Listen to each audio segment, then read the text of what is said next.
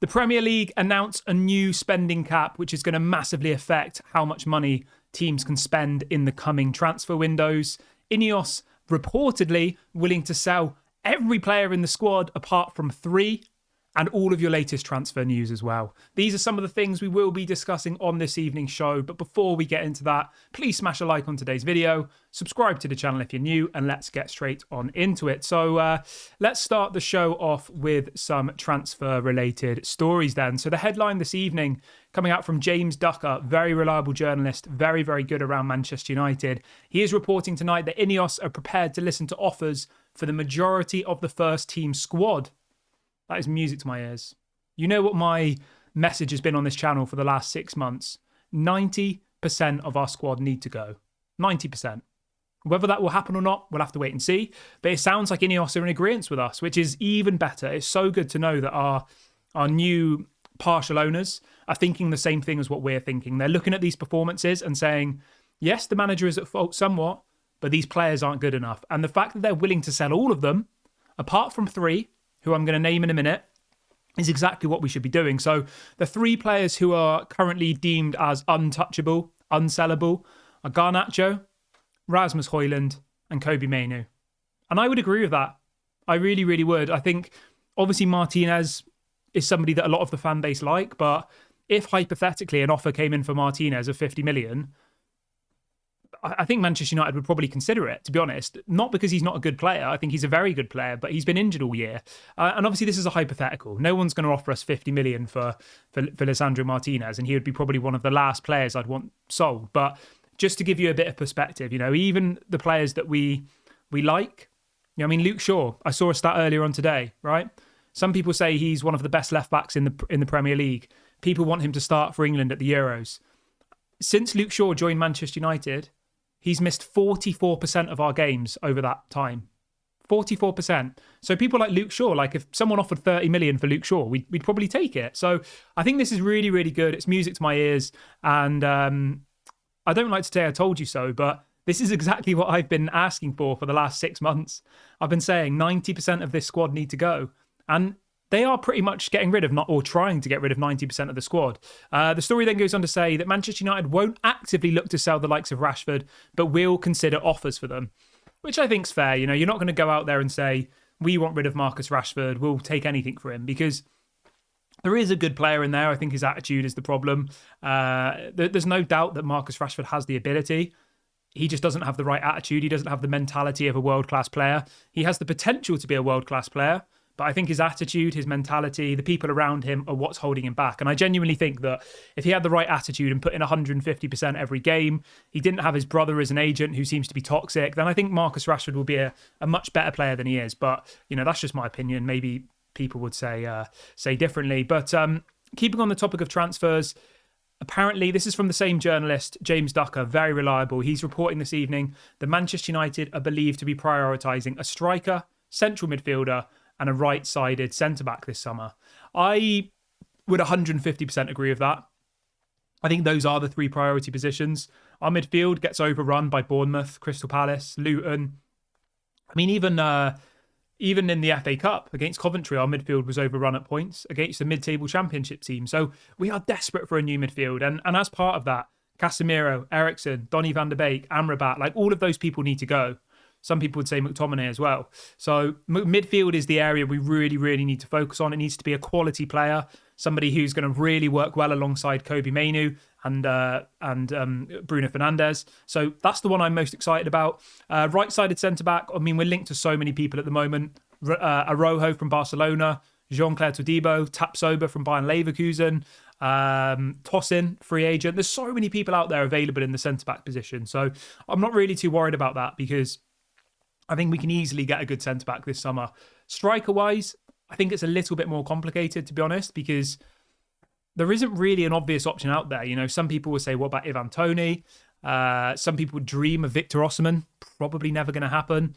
There isn't that many world-class strikers out there available at the moment for a reasonable amount of money.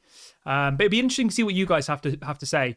Who would be your number one signing in the striker position? Let me know in the comment section below. I want you to let me know what midfielder you'll go for, what striker, and what centre-back. Those are the 3 positions. So let me know yeah, let me know what you guys have to say. Right, keeping on the topic of transfers, we're going to talk about Jadon Sancho really quickly. I won't spend too much time on this, but James Ducker again is reporting this evening that Manchester United are looking to find a permanent buyer for Jadon Sancho. That's great. That's exactly what needs to happen. Jadon Sancho needs to go. Goodbye, Sancho, and hopefully we don't have to ever talk about you again. Same article. Apparently Varane, Brandon Williams, and Anthony Martial are all going to be leaving this summer. Their contracts expire in June. So those three players are going. Goodbye. Goodbye. Thank you, Varane. Thank you, Martial, for 1 or 2 seasons. Brandon Williams, I mean, I wish you all the best, mate, but I don't think you're ever good enough for Man United. So those three are gone. Right decision. Really happy about that. Varane I would have kept, but not on 350k a week. I think it's a ridiculous amount of money.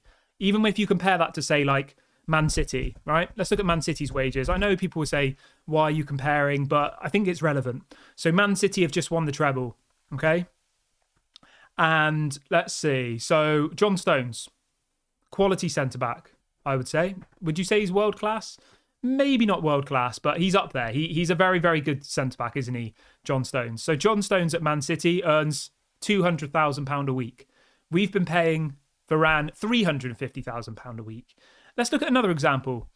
Ruben Dias, 175 grand a week he gets at Man City. Nathan Ake, 165 grand a week. I mean, Akanji, 130. We're paying Rafael Varane nearly 3 times the amount that Man City pay Akanji. And Akanji plays almost every single game for Man City and has just won the treble. So you can see where the problems have happened here and why we're in the situation we're in. So thank you. Enjoy the money you've made from us. I wish you all the best, Varane. I wish you all the best, Martial, but goodbye. Right. Now, this is a really, really big story. I probably should have started with this, but anyway, we are here. So there's a big bit of breaking news that's just dropped in the last kind of 10 or so minutes that the Premier League clubs have agreed to a new spending cap. Now, this is massive. Absolutely massive. It's going to completely blow the waters out of the Premier League. It's going to completely change... I think it's going to change the Premier League of how we know it. And although it's actually quite bad for Manchester United, I'm actually quite excited about it because what it's going to allow to do is it's going to allow the lesser teams to spend more money, which people will say, oh, why are you excited about it? It's going to make it more difficult. I mean, at the end of the day, right, I'm a football fan. I want the league to be competitive. I don't want Man City to beat every team every single time because they cheated and have got 115 charges against them. I want the smaller teams to be able to have a chance. So the new rule that's going to be brought in, okay, I've done all the maths. I can bring it to you. I'll try and make it simple. So what they're going to do is they're going to work out what the bottom club in the Premier League makes per season from TV revenue and from prize money. So that might be from their participation in the Premier League. It might be how far they get in the FA Cup, whatever it might be. And the example that's been included in this article is Southampton. So Southampton were the bottom club last season, right? And they made £103 million. And what the spending cap's going to be is whatever the bottom club make from their prize money and from TV money times by 5. So in the example of Southampton, they made 103 million last year. 103 million last year, and then you times that by 5. So the total amount that a club would be able to spend is 518 million. But this money has to include wages, agents' fees, transfer fees, everything. So you can only spend as a club £518 million a season. Now, you're probably sat there thinking, this is amazing. By next season, we're going to have signed Mbappe, Haaland, Messi, Osimhen. No, the 500 million figure has to include everything. Your manager's wages, all of your staff, your players. And let's look at this from Manchester United's current wages from this year. So at the moment, Manchester United pay around £200 million a year in wages. In the summer, I think we spent maybe 150 million. And the interesting thing with this is it doesn't play into consideration any of your commercial revenue, any of your sales. So say Manchester City, for example, they supposedly are the richest club in the world. They make the most money from TV sponsorships and from sponsors. And everyone's sat there saying, your stadium's half empty, most of the time. How are you getting more money than a Barcelona or a Real Madrid, who've got hundreds of millions of fans worldwide? And this will stop that because it will allow every club in the Premier League to spend the same amount of money effectively. Every club will be able to spend the same amount of money, but actually, Man City and Manchester United will be able to spend less than the other clubs because so if you, for example, compared Manchester United's wages, this is a really basic analysis, all right? We can do it in a more detailed way on another video, but if you compared Luton Town's wages with Manchester United's, so Luton's wages are 23 million a year, Man United's are 200 million a year. And if you remember back to what I said just now, each Premier League club will be able to spend the same amount of money, around 500 million, minus their wages, minus blah, blah, blah. So as it stands, teams like Luton, anybody at the bottom of the table who don't have a high wage bill, they'll be able to spend like 450 million every season on players and agent fees and all the rest of it. Whereas Manchester United, Man City will be under a much strict regime. It'll be really, really difficult. And do you know why I like this? Because I think it's going to encourage INEOS to get rid of all of these crap players on high wages. I think it's going to start a new era for football. Because I'm sick of like sat here thinking, you know, how is Casemiro, Varane, Rashford on 350k a week? Jadon Sancho is on £350,000 a week, £20 million a year. Jadon Sancho earns the same amount as the whole of the Luton Town squad put together. Let that sink in for a minute. One player who called out the manager, refused to play, turned up late to training, was sat on Xbox Live playing FIFA till 3 a.m, days before training, amongst many, many other things, earns the same amount of money as a whole football club earns combined. And this is where football's gone wrong. And I know people will say, oh, it means that, you know, these other teams are going to be more competitive and all the rest of it. It does. But it will also encourage teams like Manchester United to cut their wage bill, which will allow them to then spend more money. So obviously this is at the very early stages and we're waiting for all of the information to come out. But the general consensus of it is that every club in the Premier League will have the same budget, around 500 million. And then out of that budget, it has to have all of their wages, all of their transfer fees, etc. So, and you know what's really funny? 3 clubs voted against it. Right? 3 different teams. Sorry, 3 teams and 1 team said they didn't know. The 3 teams were Man City, Man City, Aston Villa, and Man United. And you know why that is, don't you? All you have to do is go and look at Man City's wages. Man City's wages, 195 million a year. Crazy. Absolutely crazy, right? As I just said, Luton, who are down the bottom, their wages are 20 million a year. So as it stands at the moment, Manchester United and Man City, their wages are about 10 times what the bottom clubs are.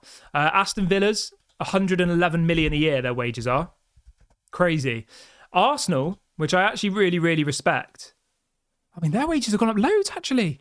Arsenal's are really high. I thought they were low, but they're not. But yeah, let me know what you think about this. New rules, obviously, as and when we get more information, I will let you know. My throat has just got really tickly, so I'm going to end the video here. If you have enjoyed today's video, please like, comment, subscribe. I'll be back at 11 a.m. tomorrow morning. Have a great evening, and I'll speak to you all later.